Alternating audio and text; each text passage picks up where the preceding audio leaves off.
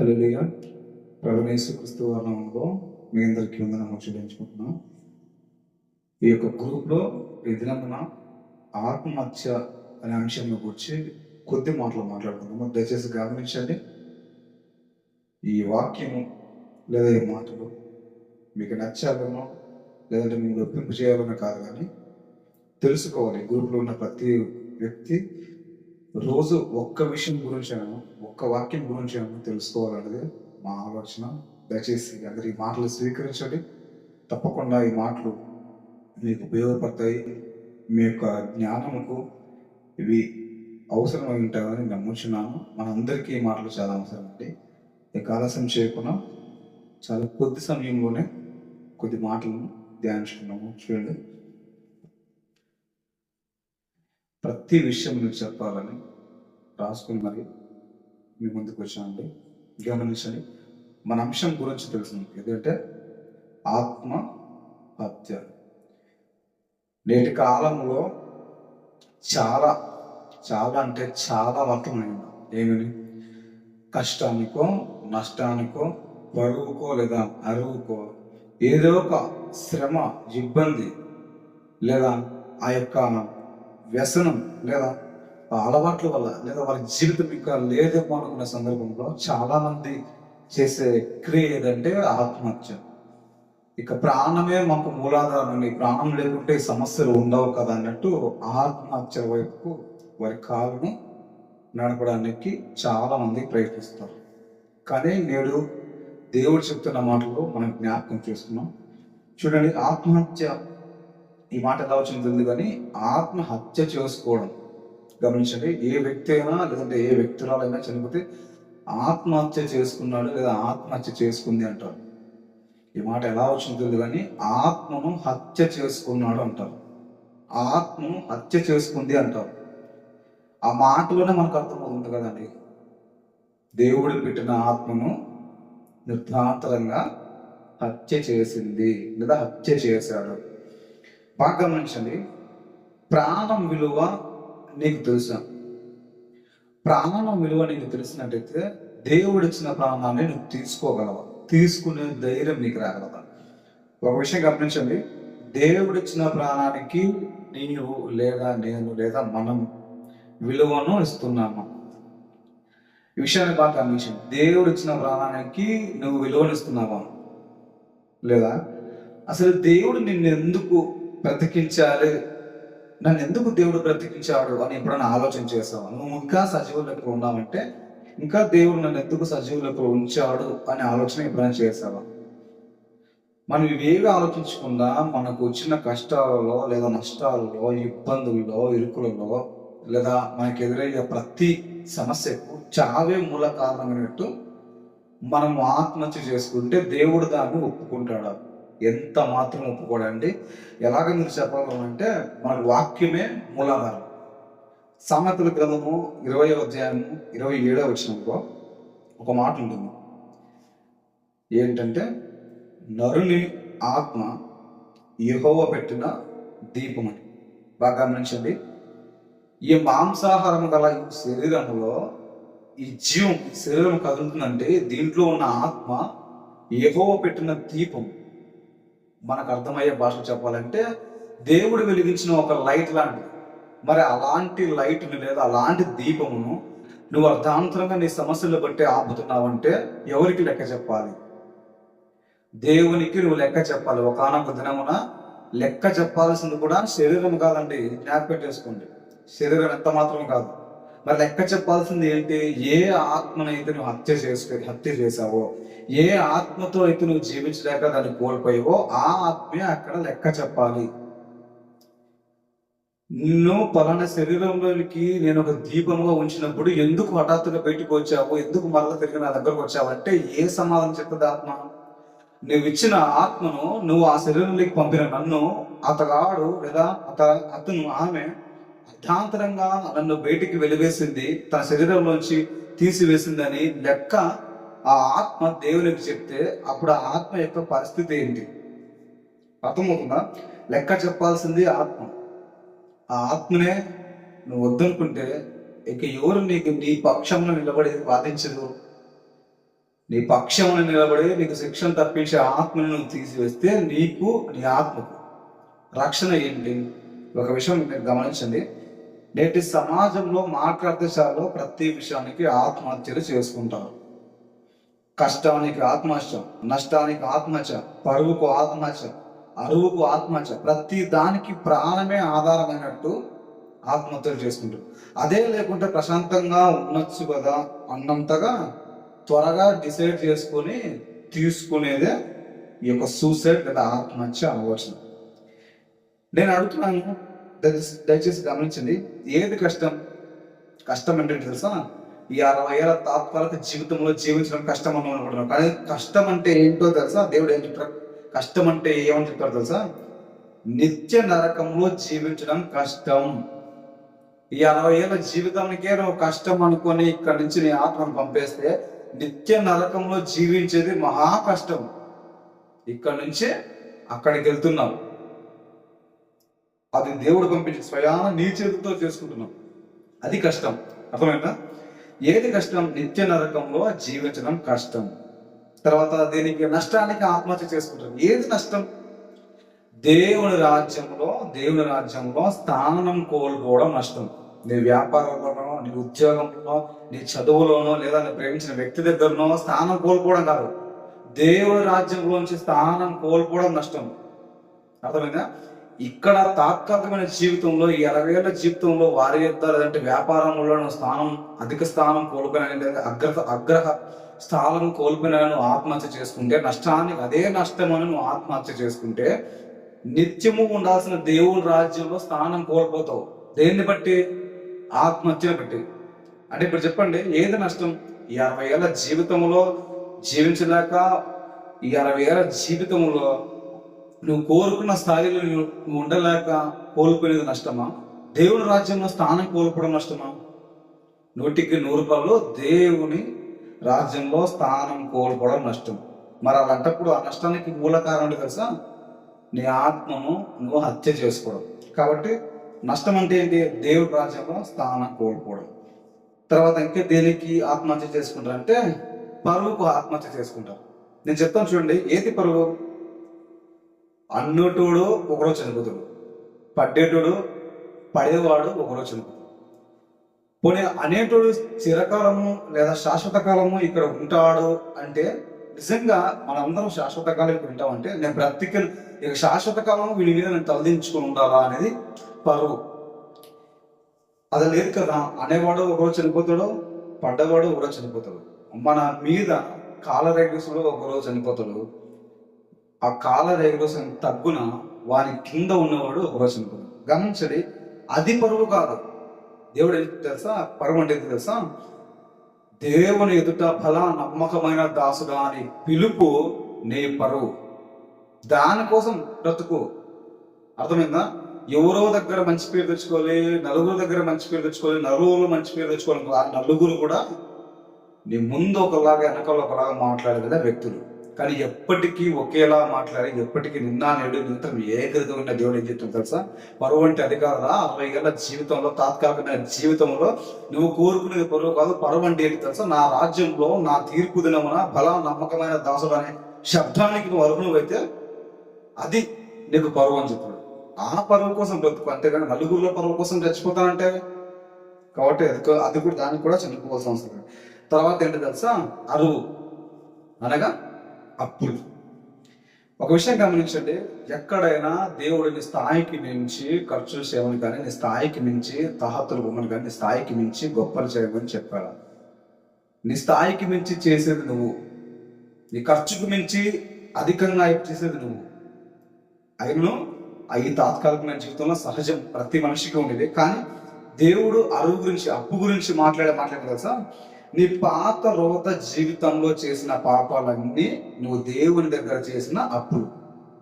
తండ్రి ఎదురు చేసిన అప్పులు, దేవునికి వ్యతిరేకంగా తిరగడం, తండ్రికి వ్యతిరేకంగా తిరగడం, పరలోకానికి వ్యతిరేకంగా తిరగడం, ఆయన స్థానాన్ని కోల్పోవడానికి వ్యతిరేకంగా తిరగడం, ఇవన్నీ తండ్రి ఎదుట నువ్వు చేసిన అప్పులు. ఆ అప్పులను ప్రభువైన యేసుక్రీస్తు వారు ఆయన యొక్క రక్తము పెట్టి నీ అప్పులన్నీ తీర్చి ఆయన ఏం చెప్పాడు తెలుసా? నీ పాపాలకు, నీ పాపానికి విముక్తి, నీ అప్పులకు విడుదల నా రక్తం ద్వారా చెల్లించని చెప్పారు. అందుకే అక్కడ ఉంటది కదా మన బైబిల్లో కొత్త నిబంధనలో, మీరు విలువ పెట్టి కొనబడిన వారు, మీరు ఒక సొత్తు విలువ పెట్టి కొన్ని సొత్తు. అర్థమైందా? ఈ తాత్కాలికమైన 60 ఏళ్ళ జీవితంలో అప్పుల సమస్యతో మీరు ఆత్మహత్య చేసుకుంటే, మరి నీ పాత రోత జీవితంలో తండ్రి పట్ల చేసిన అనేకమైన ఆ పాపాల అప్పుల సంగతి అదే దేవుడు తీర్చినప్పుడు తాత్కాలికమైన జీవితంలో నీకు తీర్చలేడా? ఖచ్చితంగా ఆయన తీరుస్తాడు. కాబట్టి దాని నిమిత్తం కూడా మనం చనిపోవాల్సిన అవసరం లేదు. ఎందుకు ఇవన్నీ అంటున్నావు అన్నా అంటే ఒక విషయం చెప్పండి. దేవుని మాట వినకుండా నువ్వు ఆత్మహత్య చేస్తే కలిగే క్రియలు ఇదే. గమనించండి. కష్టం వచ్చిందని చనిపోతున్నావు. కష్టం ఏంటి ప్రభు అంటే నిత్య నరకంలో జీవించాలా అంటున్నాడు. ఆ కష్టాన్ని నువ్వు కోరుకుంటున్నావు. నష్టం వచ్చిందని ఆత్మహత్య చేసుకుంటా అంటున్నావు. నా రాజ్యంలో స్థానం కోల్పోవడం నష్టం అంటున్నావు. దాన్ని నువ్వు ఆత్మహత్య చేసుకొని సొంతం చేసుకుంటున్నావు. పరువు పోయింది ప్రభు, పరువు పోయింది నలుగురిలో, నేను చనిపోతాను అంటున్నావు. ప్రభు ఎదుటిలో నా ఎదుట నమ్మకమైన మంచి దాసుడు, బల నమ్మకమైన మంచి దాసుడు అనే శబ్దానికి అర్హుడు కారా అని చెప్తుంటే, బల నమ్మకమైన దాసుడా కాకుండా చెడ్డ దాసుడా అనే మాటకు అర్హునిగా నీ ఆత్మహత్యత నువ్వు చేసుకుంటావు. అరువు సంగతి ఇంకా అప్పులు చేసుకున్న ప్రభు అంటే దేవుడు చెప్తున్నాడు, తండ్రి ఎదుట నువ్వు తండ్రికి దేవునికి వ్యతిరేకంగా చేసిన క్రియలనే నా రక్తం పెట్టి నిన్ను కొన్నప్పుడు తాత్కాలికమైన జీవితంలో నీ జీవితాన్ని మార్చలేదా అని అంటున్నాడు. ఇన్ని మాటలు చెప్తున్నాను నువ్వు వినుకోకుండా ఆత్మహత్య చేసుకుంటే ఏమవుతుంది? ఒక విషయం గమనించండి. ఈ 60 ఏళ్ళ జీవితం, ఈ లోకము తాత్కాలికము. బైబిల్లో మనం గమనించినట్లయితే ఆయన ఒక మాట చెప్తారు ఏంటంటే, నేను నుండి రేపు కాలిపోయి లేదా పడవేసి అడుగు పువ్వులనే నేను అంత అందంగా చేసింటే, అర్థమైందా? దేవుడు అంత అందంగా చేసింటే నీ ద్వారా ఆయన గురించి అందరికీ తెలియాలని, నీ ద్వారా దేవుడు బయలుపరచబడాలని దేవుడు నేను చేసుకున్నప్పుడు నీ జీవితాన్ని దేవుడు అందంగా మార్చలేడా? గమనించండి. అడవి పువ్వులనే దేవుడు అంత అందంగా చేసింటే, అలంకరకి అంత అందంగా చేసింటే, నీ ద్వారా దేవుడు అంటే ఏంటి, దేవుడు ఎలా ఉంటారు, దేవుని యొక్క లక్షణం ఏంటి, ఆయన గుణాతిశయములు ఏంటి అని ప్రచురం చేసే నిన్ను దేవుడు నీ జీవితాన్ని మార్చలేడా? ఆశ లేదా?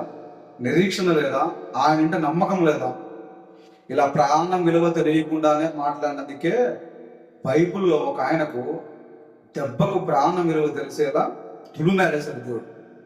అర్థమైందా? ఎవరు ఆయన అంటే యోనా గారి గురించి మనందరికీ తెలుసు. ఏం తెలుసు? ఆయన దేవుడు ఒక చోటికి వెళ్ళకుండా మానేసి పడవలు ఎక్కేసి ఓడలు ఎక్కేసి ఇంకో చోటికి వెళ్ళడం ప్రయాణం మొదలుపెట్టిన వెంటనే నడి సముద్రంలోకి ఆ ఓడ వెళ్ళినప్పుడు దేవుడు సృష్టించిన సృష్టి ఆయన మాట విని చెలరేగినప్పుడు ఏం జరిగింది? అప్పుడున్న వారు అందరూ ఈ గొప్ప ప్రమాదం ఎందుకు వచ్చిందని తమ దేవీ దేవతలకు ప్రార్థన చేయడం మొదలుపెట్టారు. తర్వాత ఏం చేశారు? అప్పుడు ప్రజలకు ఒక ఆనవాయితీ కలిగింది. ఏంటంటే చీటీల ద్వారా తమ యొక్క ప్రమాదం కానీ తమలో ఉన్న దొంగను కానీ పట్టుకునే ఒక క్రియను వాళ్ళు అలవర్చుకున్నారు. ఆ క్రియలో ఎవరి పేరు వచ్చింది? యోనా గారి పేరు వచ్చింది వేసినప్పుడు. ఆ యోనా గారు ఏం చేస్తున్నారని చూసినప్పుడు ఆ యోనా గారు ఎక్కడ తెలుసా? అందరూ ప్రమాదం వచ్చిందని ప్రార్థన చేస్తుంటే, కానీ యోనా మాత్రం ఓడ తగ్గు భాగం పడుకొని నిద్రపోవడం మొదలుపెట్టాడు. నిద్రపోతున్నాడు. ప్రమాదం వచ్చినప్పుడు నిద్రపోతున్న యోనా దగ్గరికి వెళ్ళి వాళ్ళు పోయి నిద్రపోతా, ఇంత పెద్ద ప్రమాదం వస్తుంటే నీకు ఎలా నిద్రపడుతుందయ్యా, నువ్వు కూడా లేచి దేవుని ప్రార్థించి ఒకవేళ ఆయన మనల్ని కాపాడుతాడేమని చెప్పాడు. కానీ యోనా అంత మాత్రం ప్రార్థించలేదు.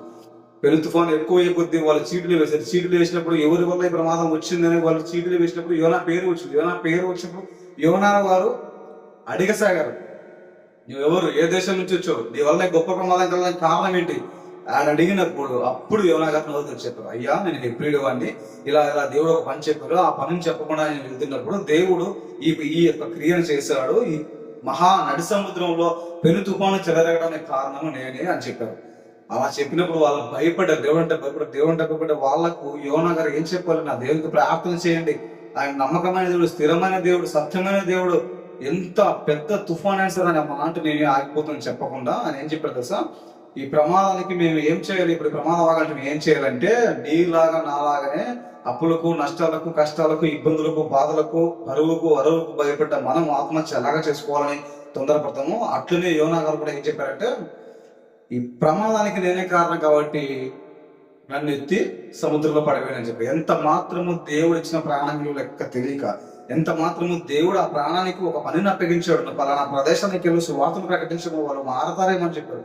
ఆ మాటలు పట్టించుకోక ప్రాణ విలువకి ఎంత మాత్రము లెక్క లేక ఆయన చెప్పిన మాట ఏంటి తెలుసా? నా ప్రాణాన్ని తీసేయండి, నన్ను సముద్రంలో పడవేయండి, అప్పుడు మీరు తప్పించుకుంటారు, నిమ్మలంగా ఉంటారని చెప్పి పడేసిన వెంటనే మస్తరం వచ్చేసి మింగలేదండి, చేప వచ్చేసి మింగలేదు. పడేసిన వెంటనే అక్కడ మస్తరం రాలేదు. పడేసిన వెంటనే ఏం జరిగిందంటే వాళ్ళు బలులు అర్పించారు, దేవునికి భయభక్తులు బలులు అర్పించారు, ప్రార్థనలు చేశారు, దేవుని మీద భయభక్తులు. కానీ యోనా గారికి పడేసిన వెంటనే ఏం మస్తరం వచ్చి మింగలేదు. యోనా గారికి ఆ సముద్రంలో పడవేసిన వెంటనే జరగలేదు. కానీ ఆ రెండవ అధ్యాయంలో మనం గమనించుకుంటే ఆయన చాలా చాలా చాలా చాలా ప్రాణ విలువ తెలిసే క్రియలు చాలా జరిగాయి. ఏం జరిగాయి ఒకసారి వాక్యం ద్వారా తెలుసుకుని చూడండి. యోనా గ్రంథము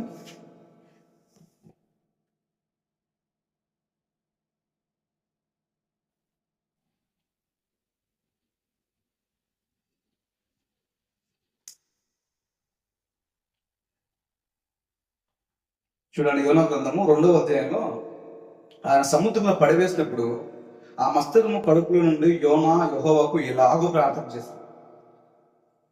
ప్రమాదం వస్తుంది అన్నప్పుడు ప్రార్థన చేయదు, ప్రమాదంలో ఉన్నామన్నప్పుడు ప్రార్థన చేయడు, నీ వల్ల ఈ ప్రమాదం కలిగింది అన్నప్పుడు ప్రార్థన చేయదు. కానీ ప్రమాదం ఎప్పుడు చేశాడు? మస్తరం కడుపులో, అంటే చేప కడుపులో ఉన్నప్పుడు చేశాడు. చేప కడుపులో ఉన్నప్పుడు ఏం చేశారైనా? నేను ఉపద్రవములో ఉండి యెహోవాకు మనవి చేయగా ఆయన నాకు ప్రత్యుత్తరించును, పాతాళ గర్భంలో నుండి నేను కేకలు వేయగా. పాతాళ గర్భం అంటే చనిపోయిన వారి యొక్క స్థలం. అంటే యోనా అనుకున్నాడు ఆల్మోస్ట్ ఇక నేను చనిపోయాను అనే స్థితిలో దేవునికి కేకలు వేశాడు, నా ప్రభువాన్ని కాపాడని ఆయన చెప్తున్నాడు. ఆయన చెప్పిన మాటలు, పాతాళ గర్భంలో నుండి నేను కేకలు వేయగా నువ్వు నా ప్రార్థన అంగీకరించావు. అర్థమైందా? పాతాళ గర్భం అంటే చనిపోయిన వారు ఉన్న స్థలము. అలాంటి సిచ్యువేషన్, అలాంటి పరిస్థితి ఆయనకు వచ్చినది. ఎందుకు? ప్రాణం విలువ లెక్క చేయకుండా నన్ను పడేయని చెప్పాను, నా ప్రాణాన్ని తీసేయని అని చెప్పింది. దేవుడు ఇచ్చిన ఆత్మను లెక్క చేయకుండా దాన్ని తీసేయని అని చెప్పినాను. ఇంకా అంతేనా? 3వ వచనం చూడండి. ఏది? నీవు నన్ను అగాధమైన సముద్ర గర్భంలో పడవేసి ఉన్నావు. ఎక్కడ దేవుడు ఆయన పడవేసిన? చేప అట్లా వేసిన వెంటనే సముద్రంలోంచి, ఓడలోంచి సముద్రంలోకి వేసిన వెంటనే చేప వచ్చి మింగలేదండి. ఆయనకు చుక్కలు చూపించాడు దేవుడు. ప్రాణం విలువ కట్టకుండా ప్రాణం తీసేవాళ్ళందుకు ఏం చేశాడంటే చుక్కలు చూపించాడు. ఎలా చుక్కలు చూపించాడు? ఆ చూడండి 3వ వచనంలో, అగాధమైన సముద్ర గర్భంలో పడవేసి ఉన్నావు. అగాధం అంటే లోతైన సముద్ర గర్భంలో పడేసినాడంట దేవుడు. ఇంకా అంతేనా? చూడండి 5వ వచనం చూడండి, ప్రాణాంతం వచ్చినంతగా జలములు నన్ను చుట్టుకొని ఉన్నవి. జలములు సముద్రంలో ఎలా ఉంటాయి అలలు? ఆ అలలంట ప్రాణాంతం, ప్రాణం అంతమయ్యేలాగా ఆ జలములు ఆయన చుట్టుకొని అంట. ఇంకా చూడండి 7వ వచనం, 6వ వచనం చివరిలో, పర్వతము పునాదులలోకి నేను దిగి ఉన్నాను. పర్వతములు అంటే ఎత్తైన పర్వతములు, అది సముద్రంలోనికి ఎంత లోతుగా మనకి ఎరువం. అలాంటి పర్వత పునాదులకి ఆయన దిగి ఉన్నాడంట. ఎప్పుడు? ప్రాణం విలువ కట్టకుండా నా ప్రాణం తీసి పడివేయండి అని చెప్పినప్పుడు ఈ క్రియ జరిగే. చూడండి. ఇంకా అంతేనా? 7వ వచనం, నా ప్రాణము నాలో మూర్ఛిల్లగా నేను యెహోవాను జ్ఞాపకము చేసుకుంటుంది. ఎప్పుడు యెహోవాను జ్ఞాపకం చేసుకున్నాడు? ప్రాణం మూర్ఛిల్లది, ప్రాణము తనలోంచి వెళ్ళేటప్పుడు దేవుని జ్ఞాపకం చేసుకున్నట్టు. గమనించండి. ఆత్మహత్య చేసుకునేవారు ఎవరైనా సరే, ఆత్మహత్య చేసుకోవాలని ఆలోచన వారు ఎవరైనా సరే గమనించండి. మీరు ఆత్మహత్య చేసుకోవాలని అనుకున్నప్పుడు కూడా దేవుడు అనేక మంది ద్వారా మిమ్మల్ని ప్రేరేపిస్తాడు, వద్దు అని చెప్తాడు. వినకుండా క్రియల పట్ల, దాని పట్ల మీరు వెళ్ళారనుకో, నువ్వు చేసేది చేసుకో, నీ ప్రాణం విలువ అంటే ఏంటి నేను చూపిస్తానట్టుగా దేవుడు చేస్తాడు. అర్థమైందా? యోనా గారు తన ప్రాణం ఎంత మాత్రం లెక్క చేయకుండా నన్ను తీసి సముద్రంలో పడేయన్నారు. పడేసి వెంటనే చేప వచ్చి మింగేస్తాయి అని ఆయన అనుకోలేదు. ప్రభు అయిన దేవుడు కూడా చేపని పంపించి మింగేస్తాను చెప్పారు. ఆ చేప వచ్చి మింగే ఆ సమయంలో యోనా గారికి ప్రాణం విలువ అంటే ఏంటో తెలిసేలా చేశాడు. తెలిసినప్పుడే కదా ఇక్కడ ఏముంది 7వ వచనంలో, నా ప్రాణం నాలో మూర్ఛిల్లగా నేను యెహోవాని జ్ఞాపకం చేసుకుంటే. ఎప్పుడు జ్ఞాపకం చేసుకున్నా? ప్రాణం మూర్ఛిల్లంట, ఇక ప్రాణం తమలోంచి పోతుందంట. ఆ సమయంలో యెహోవాని జ్ఞాపకం చేసుకున్నప్పుడు దేవుడు ఆయన ప్రార్థన ఆలకించాడు. ఆ మస్తరం వచ్చి మింగిన మస్తరము ఒక చోట కట్టి వేసింది. ఈరోజు నేను చెప్పే విషయం ఏంటంటే, ప్రాణం విలువ తెలియకుండా అంత పెద్ద ప్రవక్తే నన్ను పడేయండి అని విలువ కట్టకుండా చెప్పేందుకు అంత పెద్ద ప్రవక్తకే దేవుడు అలాంటి ఘోరమైన స్థితిని కలిగించినప్పుడు నువ్వు నేను అంతటి వారమండి. ప్రాణం విలువ తెలియకుండా ఎన్నిసార్లు ఈ శ్రమల వల్లాక, ఇబ్బందుల వల్లాక, ఈ అప్పుల వల్లాక, ఈ యొక్క మనం కోరుకుంటున్న స్థానాలు మనం చేజిక్కించుకోలేక ఈ ప్రాణం వదిలేస్తే బాగుంటుంది, ఈ ఊపిరి ఇద్దరితో ఆగిపోతే బాగుంటుంది అని ఎన్నిసార్లు మనం విసుకోలేదు చెప్పండి. నేను విషయం చెప్తున్నా, ప్రాణం విలువ నువ్వు కట్టలేదంటే ఆ ప్రాణాన్ని పెట్టిన వాడి విలువ కూడా నువ్వు కట్టలేదని అర్థం. కాబట్టి గమనించండి, ఆత్మహత్య చాలా పాపం, చాలా పెద్ద పాపం. దేవుడిచ్చిన ఆత్మ దాని ప్రణాళిక ఏంటో తెలియకుండా దాని మధ్యలోనే నువ్వు అంతం చేస్తే అది ఎవరికి పాపం? నీ ఆత్మకు నువ్వే ఉత్తరవాది. అది ఎలాగ చనిపోయింది లెక్క చెప్పాల్సింది అదే. అది చెప్పినప్పుడు ఆ నరకంలో, రెండవ నరకంలో మనము ఉండవలసిన పరిస్థితి వస్తుంది. అలాంటి పరిస్థితులు రాకూడదనే యోనా గారిని చూపించి దేవుడు మనం చెప్పే మాట ఏంటి తెలుసా? ప్రాణం విలువ మీకు తెలియాలి. ఎప్పుడు తెలియాలి? బ్రతికుండగానే తెలియాలి. బ్రతికుండగా తెలిసినప్పుడు ఏం చేస్తారు? దేవుని మాటను ఆలకిస్తావు. కాబట్టి ఆత్మహత్య చేసుకోవడం చాలా పాపం అండి. ప్రసంగ గ్రంథంలో మాట ఉంటుంది, మన్నైనా తిరిగి వెనకట్టుకు మన్నైపోతుంది, ఆత్మ దయచేసి నాకు దగ్గర వెళ్తుంది. నువ్వు ఎలాగ చంపినా, నువ్వు నీళ్ళలో పడి చనిపోయినా, ఉరేసుకొని చనిపోయినా, పెట్రోల్ వేసి తరలించుకున్నా, ఏదైనా టాబ్లెట్స్ నుంచి చెప్పి ఎలా చంపినా ఆత్మ ఎక్కడికి వెళ్ళాలో అక్కడికి వెళ్తుంది. నీ ఆత్మ నీకు ఉత్తరవాది. అర్థమైందా? నువ్వు చేసే ప్రతి క్రియలు చెప్పేది నీ ఆత్మే. కాబట్టి గమనించండి, అలాంటి ఆత్మ దేవుడు నరుడు పెట్టిన యెహోవా, నరుని ప్రాణము యెహోవా పెట్టిన దీపము. అలాంటి దీపాన్ని మనం ఆర్పిస్తామంటే జ్ఞాపకం చేసుకోండి, కట్టిక చీకట్లో మన ఆత్మలు విడవబడతాయి. కట్టిక చీకట్లో ఎవరు ఉంటారు? జ్ఞాపకం చేసుకోండి, కట్టిక చీకట్లో ఉంటారు అంటే సాధారణం. మీకు విషయం తెలియదు, ఆ విషయాన్ని కూడా మీకు బయలుపరచాలి. చూడండి, యేసు ప్రభువుల వారు సిలువలో ఉన్నప్పుడు, నా దేవా నేను ఎందుకు చేయి విడిచింది అని ఒక మాట అంటాడు, ఏలి ఏలి లామా సబక్తాని. ఆ మాట ఎందుకు అన్నాడు? ఆ మాట ఎందుకు అన్నాడో మీకు తెలిస్తే ఈ యొక్క కట్టిక చీకటి యొక్క విలువ ఏంటో మీకు తెలుస్తుంది. కాబట్టి జ్ఞాపకం చేసుకోండి. దేవుని చిత్తం అయితే ఆ మాటను కూడా రేపు వివరిస్తాను. ఎవరికన్నా ఈ వీడియోలో ఏమన్నా మీ మనసును ముచ్చుకుని మాటలు ఉంటే దయచేసి నన్ను మన్నించండి. ఈ వీడియో చూసిన వారు దయచేసి స్పందించండి. మీకు ఎలాగా అర్థమైంటే మంచిది. ఇంకా బాగా చెప్పాలన్నా కూడా మీరు చెప్పండి. నేను చెప్పిన మాటలు మీకు అర్థమైంటే అని ఆశిస్తూ నాకు తెలపాలని ప్రభు పెట్టి మీకు మనవి చేసుకుంటున్నాను. దయచేసి జ్ఞాపకం చేసుకోండి, ఆత్మహత్య చాలా పాపము. దేవుడు దాన్ని ఒప్పుకోడు. ఎందుకంటే ఆయన పెట్టిన దీపము నువ్వు ఆలపిస్తా అంటే ఆయన ఎంత మాత్రము ఒప్పుకోడు. కాబట్టి ఈ మాటలు మీరు జ్ఞాపకం చేసుకోండి. ఈ మాటలు మీరు తెలియని వారు కూడా తెలియపరచండి. ఆత్మహత్య చేసుకోవడం చాలా పాపం, నేరం. అది దేవుడు ఓర్వదగినది, ఒప్పుకోనిదని ఆయన వారికి బుచ్చి మరి పల్ల బుద్ధి మరి చెప్పండి. సత్యాన్ని దేవుడు మీ హృదయంలో నీరు కట్టి ఫలింపజేయను గాక. ఆమేన్.